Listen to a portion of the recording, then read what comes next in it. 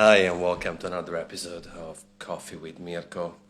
I'm very glad to have you here. So I just want to say thank you for being here, and I hope you're safe and sound wherever you are in the world. Before we get started, just wanted to thank you for all the love and support that you always share with us, whether it's a screenshot, whether it's a retweet or reposting our podcast, our YouTube videos, or our live streams. So today we're interviewing Federico Bolanos. He's a barista coach, very successful, and I've just contacted him. So hopefully he will tune in very soon. In the meantime, I'll just share the love for all the people tuning in on the live stream on Instagram. Hey, YRB, Andre, good to see you. Akos, Tall Americano, good to see you again. You've become a regular on the show.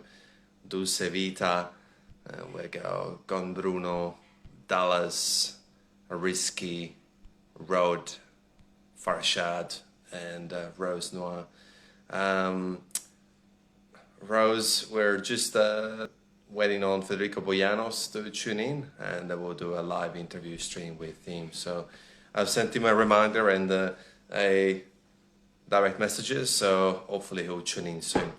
In the meantime, whilst we wait on our guest, very happy to take any questions if you have any. So if you have any questions, please drop them in the comment box, and we'll be able to just get started real soon. And I hope you got coffee for yourself, and yeah.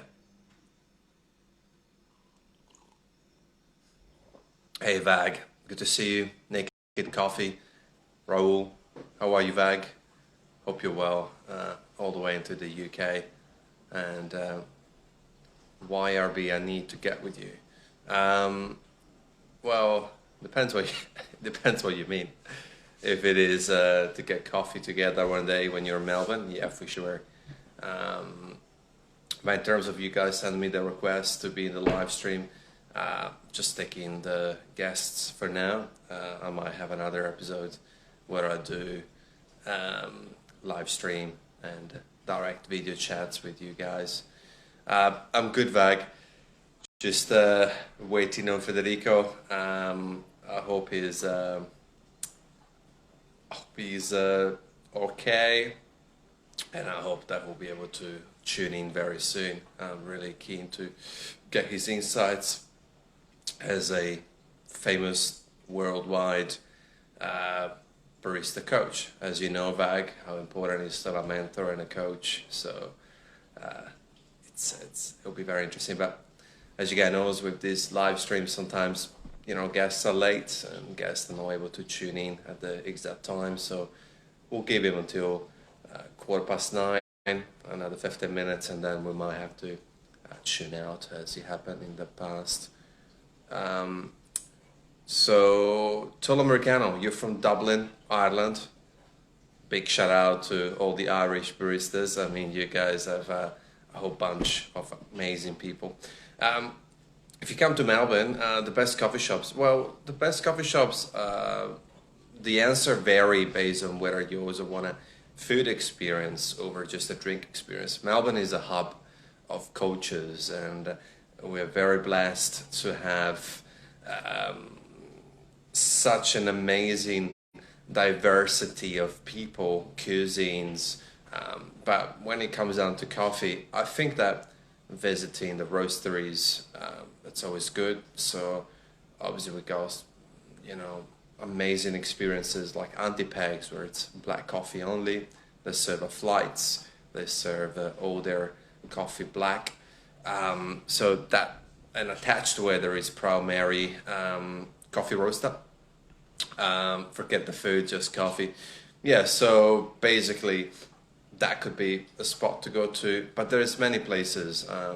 Famous one, it's probably Patricia.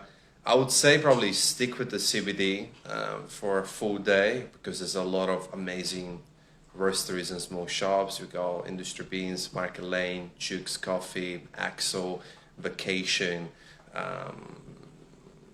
Who else we got? Patricia, like I mentioned. Little Rogue is one of my favorite spots to go to. They serve a coffee. We got Shambles, owned by the same guys. The list goes on, and forgive me for the shops that I forgot. But basically, there's a whole bunch, and then there's a lot of suburbs in Melbourne where they have amazing coffee shops as well as roasteries. So the so-called hipsters coffee center suburbs are probably Collingwood, Fitzroy, Brunswick, South Melbourne. But Tall Americano, feel free to drop in a message, and whenever you are in Melbourne, I'm very happy to do a coffee tour. I'll grab you from, you know, the train station, and we can chill and sip on coffees, and I'll take you around town for sure. That's easy. For people tuning in, this is a show where we usually interview coffee people, guests. At this stage, we're waiting on Federico Bolanos. He hasn't tuned in yet. He's not online, but hopefully he will soon. He might have been held up in some ways. You know, he's a busy guy, we understand. Vag is mentioned just before. Some people change your life, my friend. Yes, some people do. I think that you and I have this conversation in the past in private. So yeah, I think the importance to have the right mentors, the right people to guide you through different swings of lives, based on whether it's your professional life, whether it's your career. It's just really, really very interesting to have that. Have you done any SCA course, Tall Americano? No, I haven't. It's just a very interesting question. I've been a barista for many years. I worked for coffee roasters, and that's all good. How about you? Rand, fake followers, 68k, and broadcast only 7. I appreciate your comment. I have a very interesting answer. I just want to send you back the love, and you're free to think and say whatever you wish. That's fine with me. On the technicality, Instagram Lives engagement and Instagram engagement is much lower than what you used to be, but I'm not going to get into that. Feel free to send me a direct message, and happy to chat about it. Not a problem. Very, very cool with that. Also, it's 9 a.m. in Australia. Most people are at work, but I could only do the live stream at 9 a.m. with Federico because he's a guest from South America, so Central South America. Therefore, with time zones, now people are at work in Australia. So I don't understand you very much, and don't be well. Okay. But yeah, for people tuning in, apologies for Federico to be late.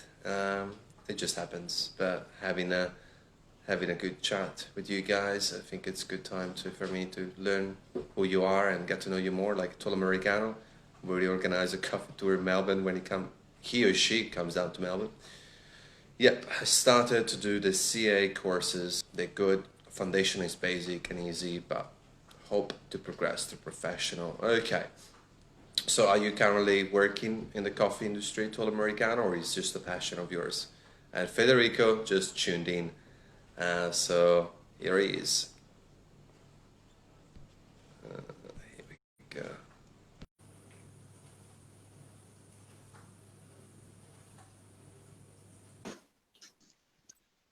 Hey, what's up? How are you? Hey, buddy, what's good? Good to. I'm so sorry for the delay, but I had Don't be. some. Believe me, I was completely ready 10 minutes before, but the internet has been very hiccupy, and it took me quite a while to figure out how to restart the whole internet thing. And yeah, so now I'm back. Está todo Back on. bien. Nah, no, How's if anything, How's everything down under? everything good. I'm glad that you know the terminology down under. Now, Federico, thank you for coming in, and it's so nice to meet you. And I'm very happy that you could give us an hour of your time to come in here and just share who you are, what you do, and your story. So first and foremost, how are you over there? Oh, I'm doing great, thank God. Nothing has there's no any bad news to report, and I've been using all this time that we have available during the pandemic to study more about coffee and to research. And I finally had time to set up my website, my personal blog. So yeah, I'm enjoying life right now. It's fantastic. It's fantastic. And yeah, look, I think you took full advantage of it. And yeah, you and I kind of did similar in terms of even doing live streams and just really hanging Yeah. out with the coffee community. I think you're right. Given health, everything else is just an occasion to grow, like you said. But um, let's get started. You're easily and safely to say one of the most prolific barista coaches.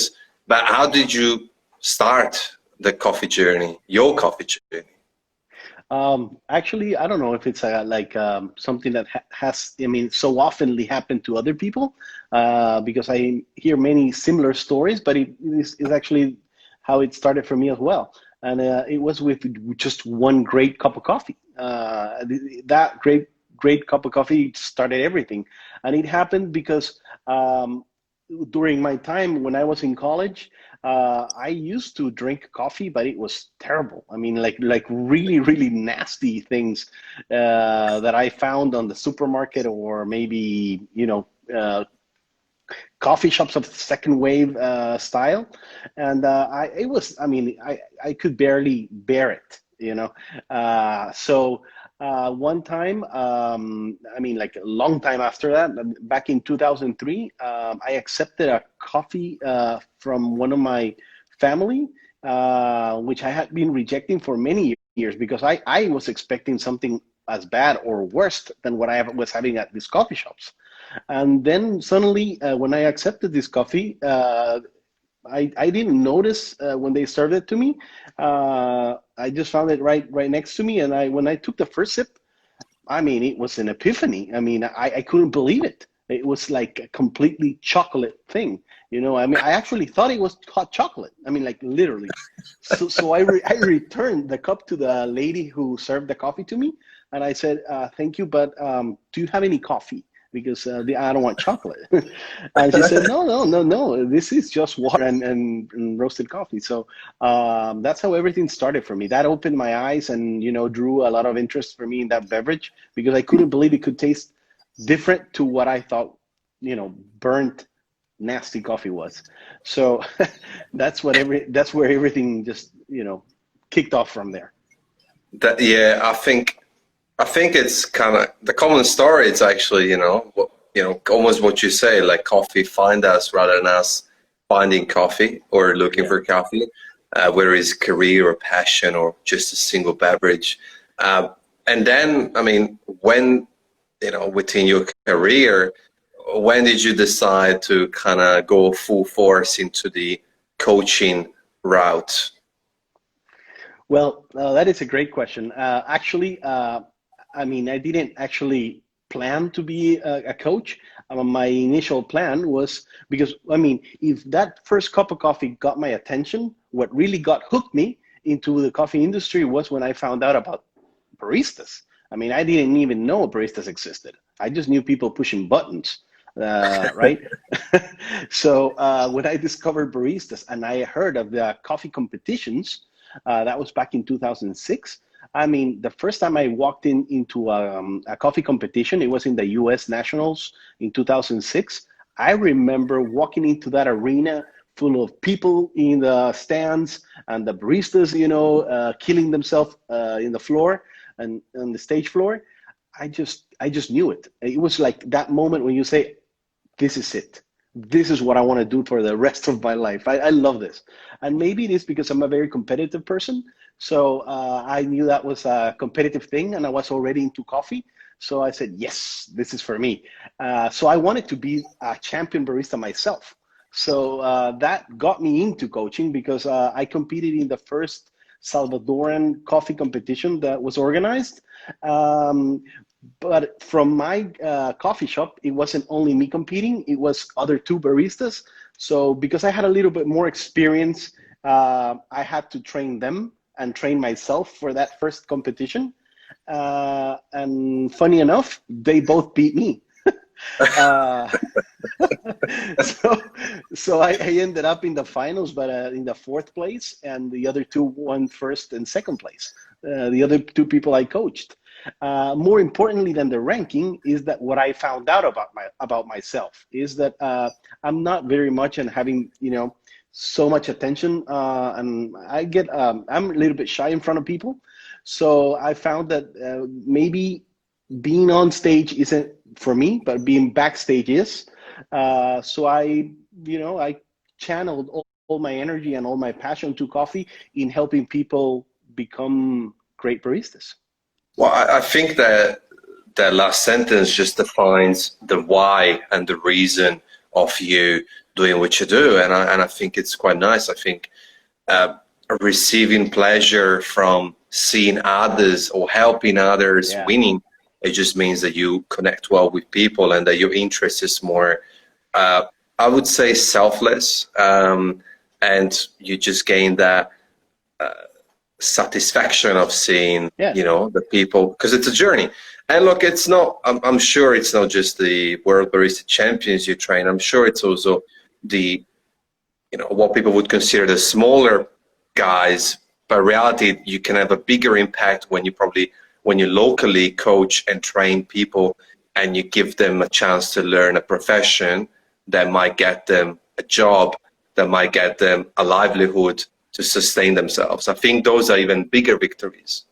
Absolutely, and it's a much more fulfilling journey and rewarding for many, many reasons. Like I remember the first time uh, one of my baristas won the World Barista Championship, Alejandro, in 2011. I remember, I mean, out of all the joy that you get and the, just everything great feeling that you get from winning a World Barista Championship, what really grabbed me the most at that time was the feeling that I had really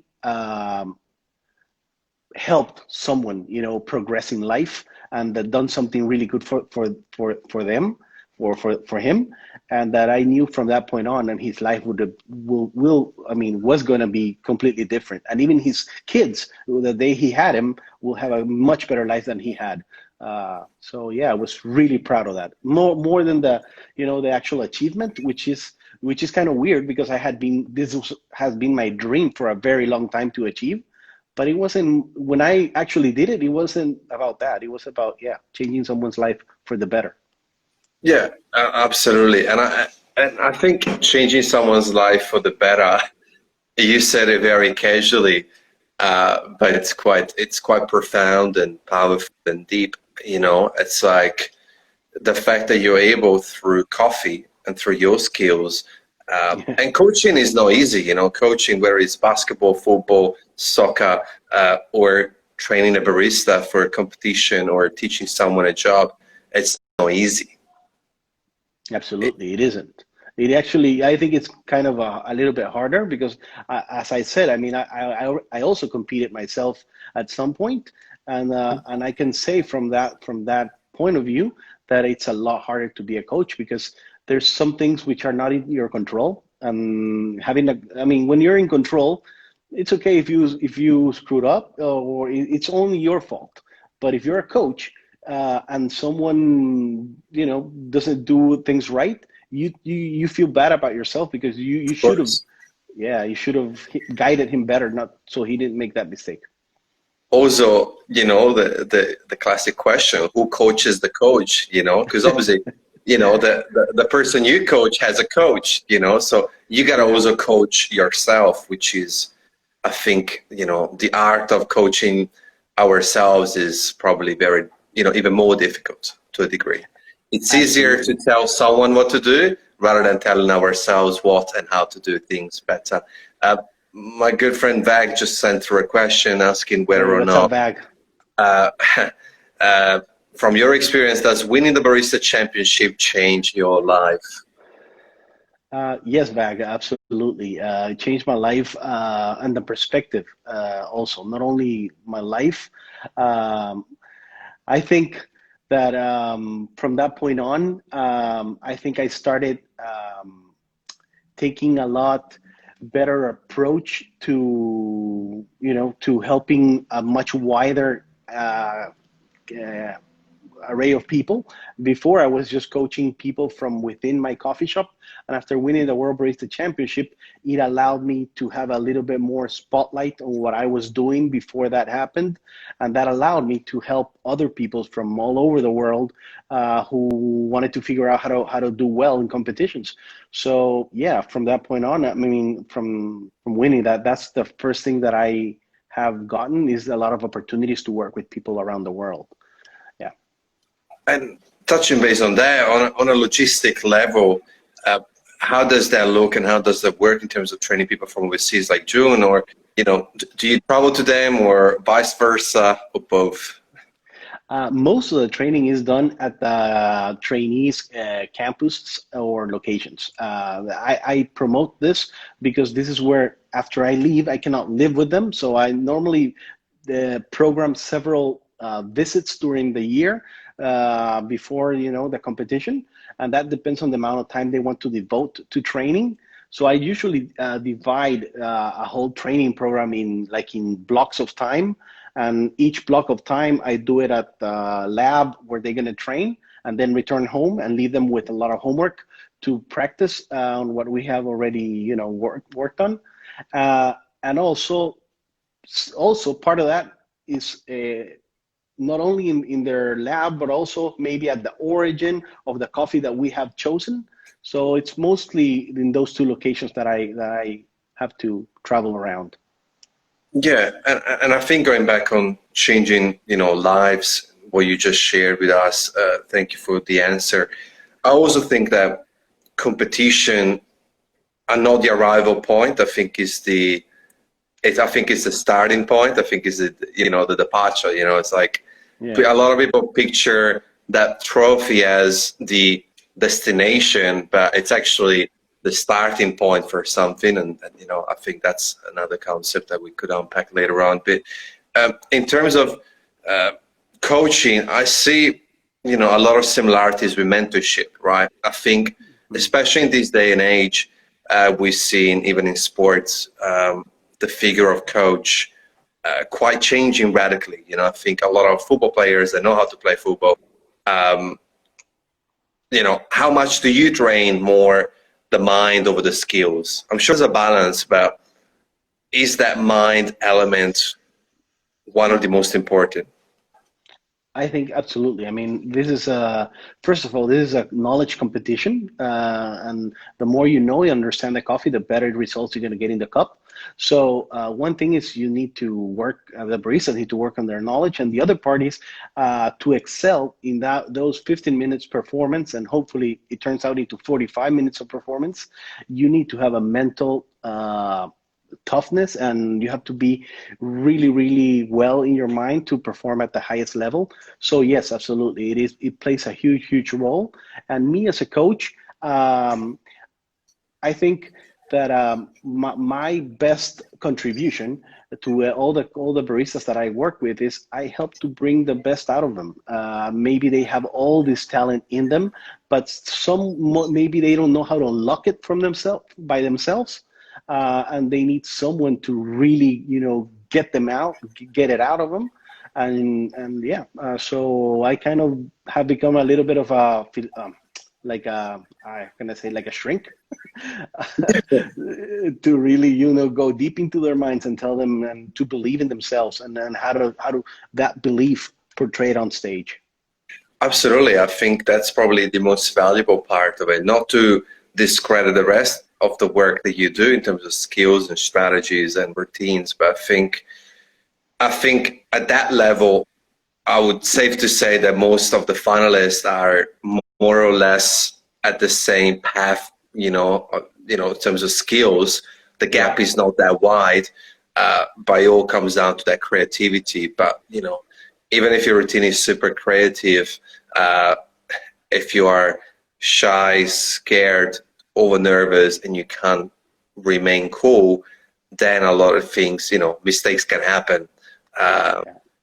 that you wouldn't do on your regular job. So I get it. So winning is fantastic, but it also increases the level of pressure, right? And it can also make people change. How crucial is to remain humble, because a lot of competitors win their nationals, they go to the worlds, and then they repeat, right? They, next year, same again. But winning creates a little bit of a aura. Oh, I won this many times. I got to the finals this many times. How important is to remain humble and actually think, well, I still need to improve and learn, even after winning the world championship, let's say. I think it is completely crucial, and I think it's the mark and the sign of a real champion is when they understand that what they have achieved, any other of the other, I don't know, 15 baristas that reached the semifinals could at some point have achieved that as well. And coffee is a growing community, and it is just happened that you did a really good effort one year, and everything just lined up for that perfect moment, which was almost destined to be yours. But that doesn't mean that you are on top of anybody else. Actually, what it means is that a lot of people have helped you along the way. So humbleness for me is one of the key things for a barista champion, and one of the things that I admire the most on most of the barista champions that I know. There are very few which maybe I haven't met them, but I only know people who are very humble, very approachable, and very down to earth, and understand that from that point on, they have a huge responsibility to represent all the baristas in the world, and they have to keep studying, maybe even harder. So because they're gonna have the pressure of answering a lot of questions, and people are gonna expect that you know the answer to all the coffee, challenges, and it isn't. So you have to be really humble to say when you don't know, and to understand that you're just a person that did well one year. Yeah, and I think being humble is such a representation of our community in our job, because we are in the people business more than most industries. It's all about the people. I think that's just such a key element, regardless whether it's business or whether it's coffee or being a barista. What I've noticed, and I'd like to pick your brain on this, is that, the mental and physical preparation for the battle, it's like boxing, it's like Rocky Balboa. It's quite draining. It really takes a lot out of people. A lot of hours, a lot of time, a lot of caffeine. So probably not that great for the body when you start drinking 20, 30, 50 cups a day. And what I've noticed is it's very hard to see barista champions to kind of go back in the competition. They move on. They go on to roasting, into the coffee shops, into training, into whatever they gotta do. Do you think it's because it's too draining and they don't want to go through the same pain? Because I'm surprised. It's like Roger Federer kept competing after winning, right? But obviously he's earning money from the competition. Would you like to see more of the same people keep competing? I understand that they leave space for the next barista generations, but would you like, as a passionate person about competitions, and to see more of a sports like Well, first of all, returners? I think that there is Aga Rojeska, who just, she is the exception of what you said. She has kept competing in different fields and doing really well. So she's like the antithesis of that. But most of the people don't. And I think it is not, I don't think it is because they want to leave space for other people to. It is more because when you do really well, most of the time it's because you had a great reason and something to talk about, and something that you wanted to bring to the world and you wanted to share with the world. And it takes such a great effort, like you said, to bring that in the best possible way, that once you achieve it, you want to capitalize on all that effort and everything that you have invested in that, and move on, like you said. But I'm pretty sure that I'm pretty sure that if a competitor who has won the World Barista Championship or any other championship at some point after being a champion, they come up with something that they feel it's worth bringing again to the world stage. I'm sure they would, because most of the people that I talk to, they at least the ones that have won it, they have not done it out of sheer I want to be the best. It is because they are really passionate about what they do and the ideas that they bring forward to the competition. That's fantastic. And before I go back on my questions, back asking, what are your criteria for choosing the competitor that you will work with? That's a good question. Very good question. Well, for me, I think I am a very like humanistic. So for me, it's all about heart. All about heart.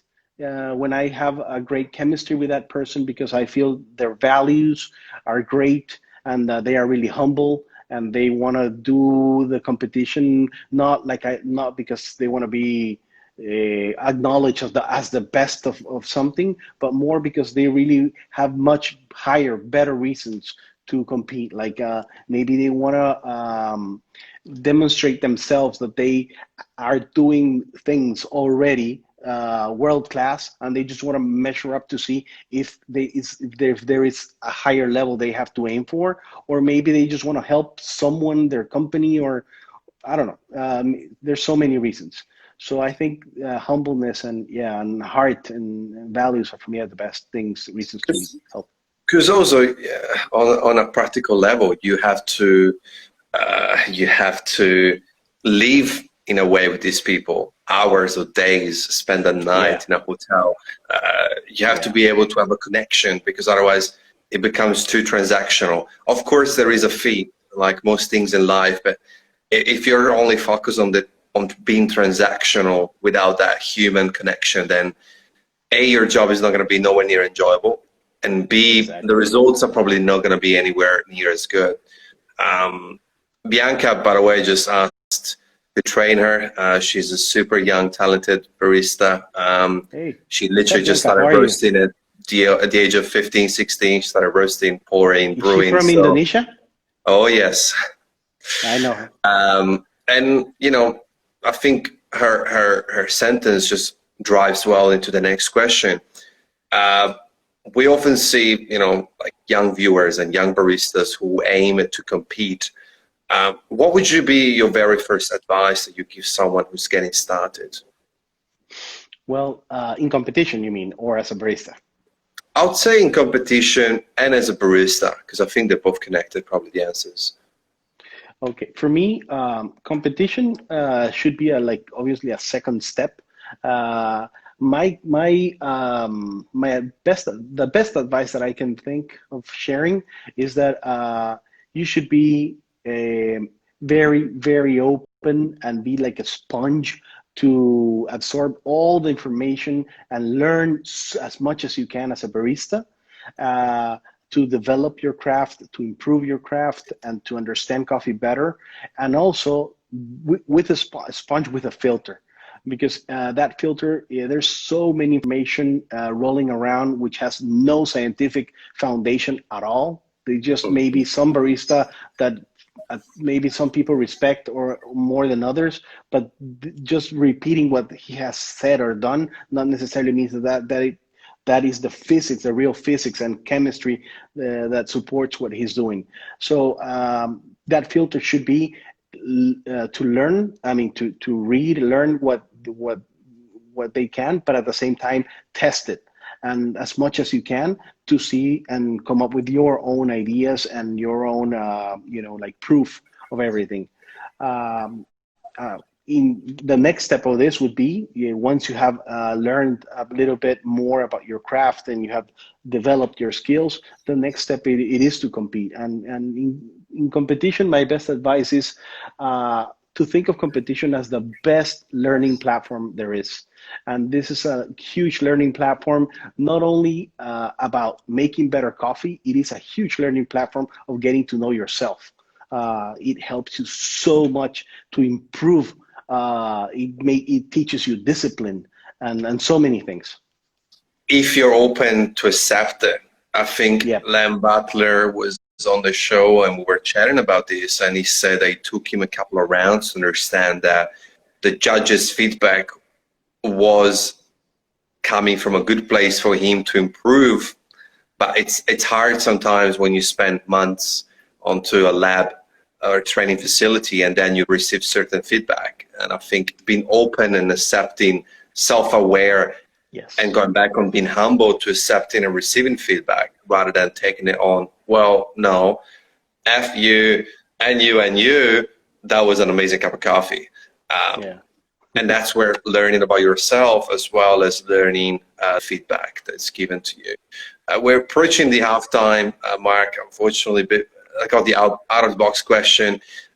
Who would you like to have dinner with if you could, Federico?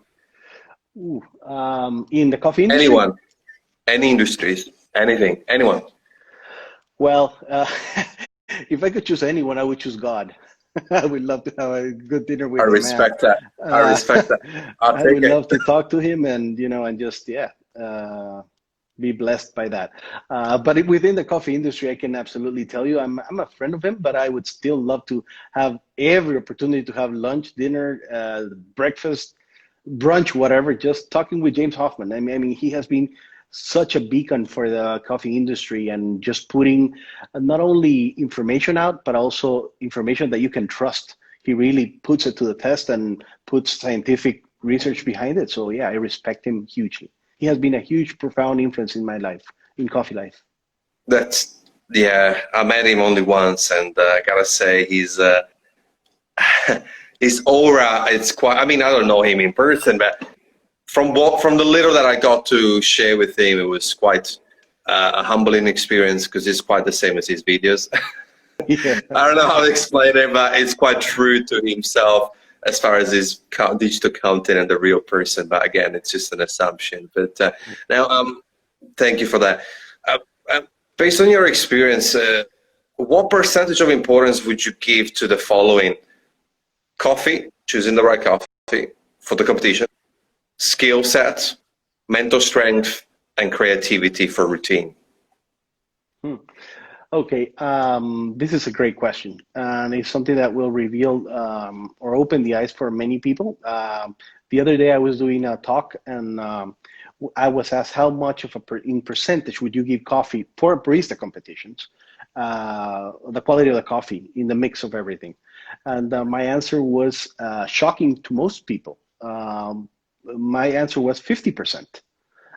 Most people thought it was maybe 75, 80-ish percent, and the rest was just details, But the fact is, at least from my experience and from what I have understood in the way that competition has been built, is that coffee would be like the most important thing. Yes, 50%, but not. I wouldn't say more than 50%. The other components are, like you said, the creativity that you do, the knowledge and the concept behind to put that coffee into the pedestal that it needs, and what you're doing has backup. And so I think that are the main things there. But coffee's 50%, I would say. I in brewers, I would say coffee is maybe 90. I don't know, but in barista competition, which have been my most experience, I would say maybe half of it is coffee. That's very interesting, and I think you're absolutely right when it comes down to assumptions. I think there's a lot of assumptions around it, and I had the blessing of being able to talk to many people in the past 2 months, and I think your answer doesn't shock me because in a weird way it would actually be 25% each, in the sense of without one or the other you're not going to win. You might do amazing. Maybe good coffee will take you the furthest, okay, maybe, okay, in terms of winning, I think if you miss one or two of the other components, then it almost doesn't matter what coffee you serve. If you crumble, if all of a sudden your English drops because you start panicking and your presentation is not engaging, it's not entertaining, and those 15 minutes become a drainer for the judge, all of a sudden, it's almost like in a more real context every day. It's like when you go to a cafe, especially here in Melbourne, you know, we've got so much variety. We're talking about earlier before you tuned in. Yeah. If you serve me the coffee with a big smile and good service and the, you know, palate cleanser in a clean, nice cup, that's going to be a good experience, you know, and, you know, a good conversation and I have it maybe with a good friend that I haven't seen in a while. But if you're serving me coffee of higher quality, but you know, when you drop the saucer and the cup loudly because you can't be bothered for me to be there, am I going to enjoy that coffee? Sure, maybe it's higher quality, but then the overall experience gets a turmoil by all those details. So I think you're right. I think, yeah. Absolutely. And you just gave me a great idea. I think it would be a great blog post to do something similar to what Simon, there is this barista called Simon, he's from France, I think, who did a It's a pie chart. beauty, yeah. He's at top of the state now, yeah, yeah. Yeah, from Toby State, yeah. He did a pie chart of what he thinks are the most important variables in percentage when you're making coffee. It would be really great to do out of that question that you have made me a pie chart of all the elements in coffee That would be great. competitions. Yeah. That would be So great. I'd I love to might see that. have some time and work on it. I love to see that. Federico, this is a question that I ask everyone because I think it's super relevant and it's one of my biggest passions. What would you say to those people who are stuck in what's considered a good job by default, by society, by family members, who actually want to pursue their true passion, which it may happen to be coffee? So, you know, what would you say to people who want to chase that coffee dream? And it could be just, you know, being a barista. You know, being a barista is already a profession, or being a roaster or a champion or training or a coach, but they are a lawyer, they are a dentist, or they're starting to become one of them. I think I'm interested in your answer because each country is a different culture, a different conditioning, and I'd like to hear more from you. Um, this is the first time that I have thought about this. So I think from my understanding of how life should be, I think the most important thing is maybe this is a cliche, but for me, the most important thing is to do what you enjoy doing.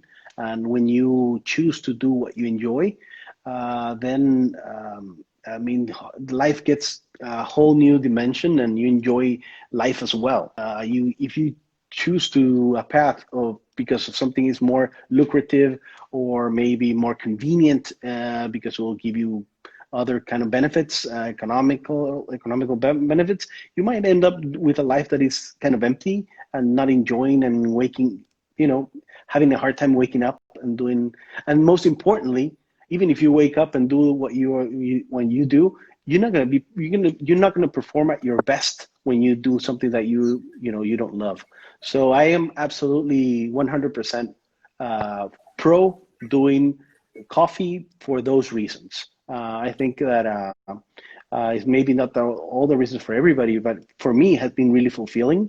And I have been blessed that I have been able to make a living out of this incredible beverage that, I mean, out of all honesty, there is so many other ways of making a great life, much better economic life in other industries.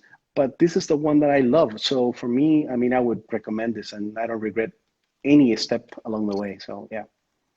I don't even think it's a cliche. I think that should be more and more the answer. You know, I think a good representation in coffee without, you know, throwing names out, I think probably could be Colin Harmon. You know, I think if you read his book and I had the luck to chat with him a few times here in Melbourne, you know, he realized very quickly that financial life wasn't for him. And all of a sudden he's finding himself really into coffee. I think that story is one of the many out there. And also there's a flip side. I think that you shouldn't choose coffee based on the lucrative side of it. And then we see it more and more here in Melbourne where people choose to open a cafe, choose to start a roastery because they think it's going to be a great financial outcome. Obviously, we can't be fully cliche in terms of, you know, there is a need for a coin to be able to survive, to be able to get your essentials, to support your family, yourself. I just think that what you said resonated really well with my principles and my values, and it's about really that finding what you love so that you can sleep at night. Absolutely. That's why I respect surfers so much, because the people that are surfing, they do it and they make a living out of that, and they are they're having the time of their life. Maybe they don't have the most lucrative or more fancy life, but they enjoy life. They are happy. Yeah, I think it's beautiful. And you know, one of your most recent, what would they call it, trainee, prodigy, was June, and obviously we all know how well she did, and you did, you guys as a team, of course, and that really we're all seeing a positive rise of women in coffee. You know, how important it is to have more and more female representation within the competition and the coffee industry that's been for ages too much of a male dominant. You know, we've seen June is one of them. We got Emmy, Andrea, Aga, like you mentioned, and many more females. And still, I think we need to take advantage of these platforms to share more and more empathy and motivation and inspiration for more women to get onto it, because as they did it, other female, young or older, that can. Yeah, I think it's huge, and I think, I mean, I really got into trying to find someone to women to help do this, because for me it was unconceivable how for so many years, almost 20 years, if I remember, or 19 years, this had not been achieved by other women, even though they had been close, be real close. There's many second places, but it was weird, and it doesn't reflect the industry. You see the coffee industry, and the coffee industry, there are as many women baristas as men. So for me, it is it's refreshing to see this, and based on my experience as a coach, I can tell you that I mean, coaching women, it is incredible, because they have an ability that most men, we cannot. Like, we have a lot of trouble doing multitasking. I don't know if it's the way we are wired in our brain or what, but for women, they can do a lot of stuff at the same time, and do it well. Now that I see that they are doing really well, it wouldn't surprise me to keep that that same trend for a long time. But for me, it isn't a matter of gender, of gender. It is a matter of it was about time, and women have so much to offer, and now they have noticed that this is a game that they can dominate for sure when they put their minds to it. Yeah, I'm definitely backing that, and I really hope to see more and more coming. I think it's really important in terms of to grow. You know, I think to grow in order for any industries or businesses to grow, innovation and participation, you know, changing old mentality and mindset is crucial. Where is coffee and women? Where is, I mean, people of color? Where is people English is on their first language?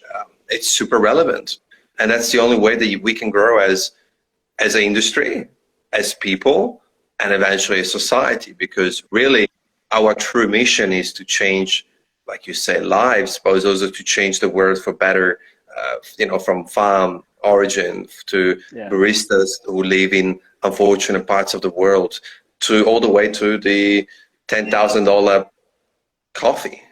Yeah, I think that's the real mission. But what's your mission with coffee, Federico? You really got me thinking here. I love this interview. These are really deep questions that I don't want to answer lightly. What is my mission in coffee? I think my mission is to try to try to extract smiles instead of tastes in coffee. I think when you extract a smile, you know that coffee has been tastes well. It is not about, this is cherry, this is flowers, this is, all those kind of things is really great. But in the end, you want that coffee to be pleasure, and pleasure brings smiles. So that's my mission. As many smiles as I can produce. I'm happy with that. And what I love about your answer is you use the word extract smiles, as in extract, which I think is very relevant. And Bianca just says spreading happiness through coffee, which is pretty much your answer. That's beautiful. There is no need to. I can't top that. I think the overall experience with coffee needs to be more and more reminded across all layers of the industry. I think for many years we've been putting so much focus and attention onto the latte art pattern, which is still very important, in the cup, the eyes in the cup, and we kind of lost that hospitality, warm connections with humans and people.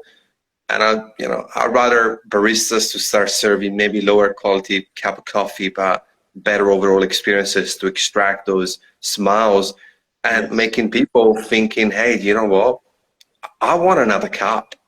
And not because I feel like it, but without even thinking about it. It's like, you know what? I'll have another one. Yeah, exactly. You have said it so well. And I think that is, for me, that is the next wave of coffee. We're already living it, being part of it, but that's what coffee should be about. I think we have done a great job at improving everything that can be improved. I'm not saying we cannot improve it further. We can, of course, but we have done a great job at improving the way we brew coffee, roast coffee, and everything goes into that cup.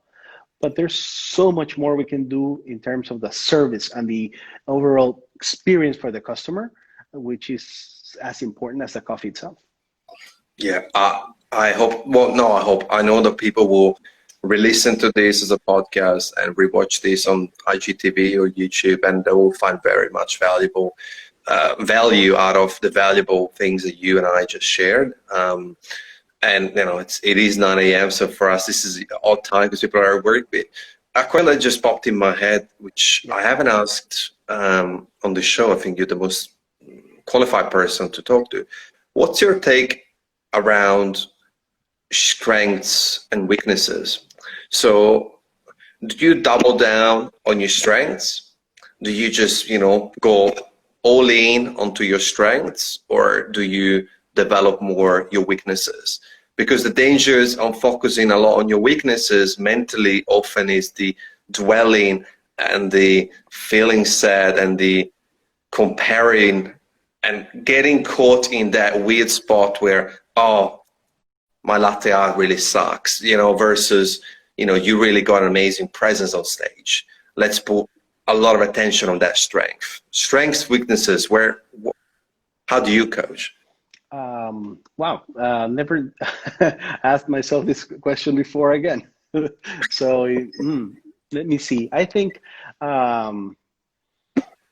most probably I work on the strengths of the person that I'm working with, because it is a lot more. I mean, most oftenly those strengths maybe they have them, but most of the time they don't know how to bring them out, or maybe they don't even know they have them, because it's hard to be a mirror of your own self sometimes.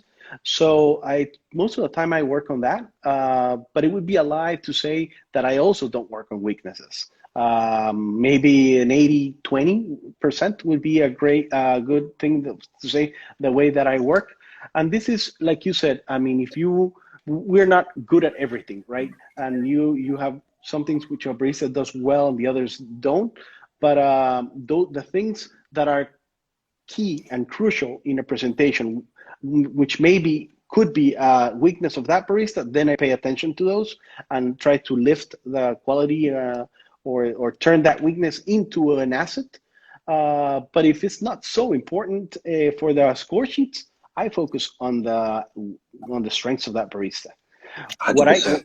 What I can add here, it's really interesting, is you mentioned different cultures a moment ago, and I think because I have coached people from all over the world, it has been really interesting to see the blend of what you can do with one culture and another.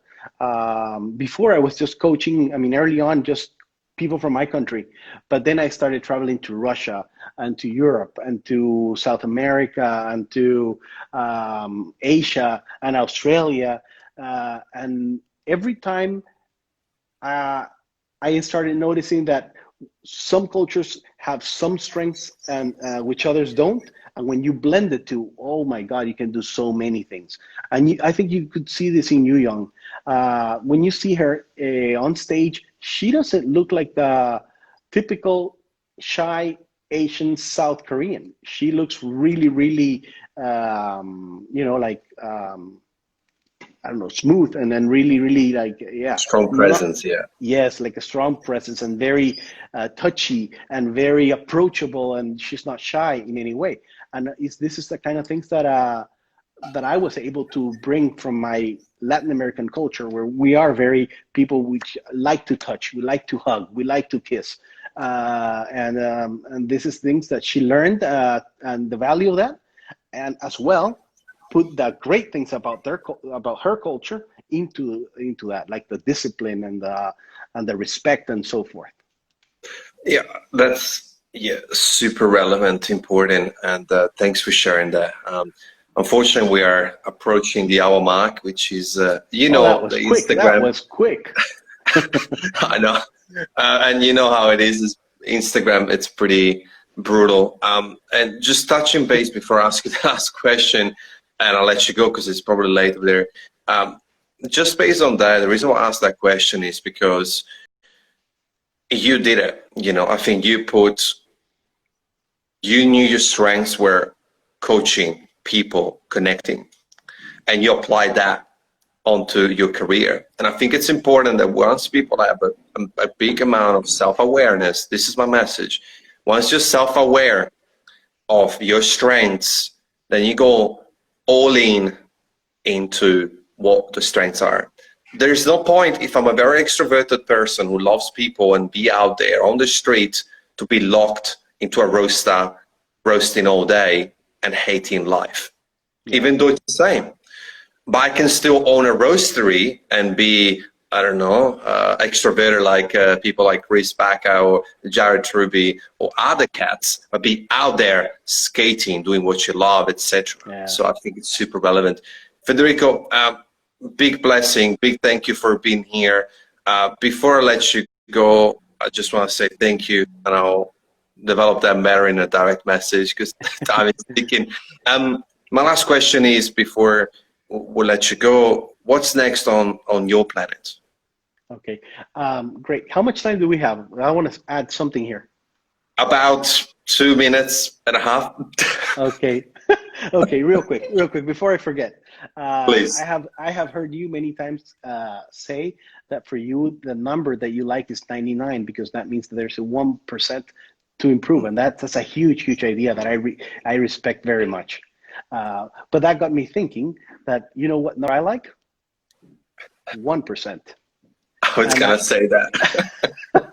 Because, I always tell this to the people I train with, is if you train like that 1%, then you're going to that will make you not end up like the other 99%. So give your best effort for that. I love that. I think that's super relevant. And I think also 1% is a good representation, because you never have to. That's a reminder of where you come from and where you started as well. You start from 0 to 1. That's your very first step. And that first step is what gets you where you are today. 100%. Yeah. I like that. Right. What's next on your planet? You got about 30 seconds. All right. What's next for me is, I hope we do this again. There is no much more time. So thank you so much, everyone who's been watching, and watch out for what's next. I have a lot to still. What's next? Yeah, I like that. I hope to see you in Melbourne for the Worlds, if that still will happen. It's still uncertain. I hope so. I wish you a good night for you, and we'll talk soon. And let's do this again in a couple of months for sure, man. It's been a blast. Thanks, brother. Ciao. Take it easy. Ciao. Thank you guys again. We haven't left much I've got 29 seconds, so I just want to say thanks to each and one of you, especially Federico, to giving us his time, his knowledge, his patience. A big shout out to Vag, Juli, Andre, Bianca, and anyone who's resharing this, retweeting this, resharing it. I will see you tomorrow and the next 3 days for more. So stay safe, and I'm sending you all much love.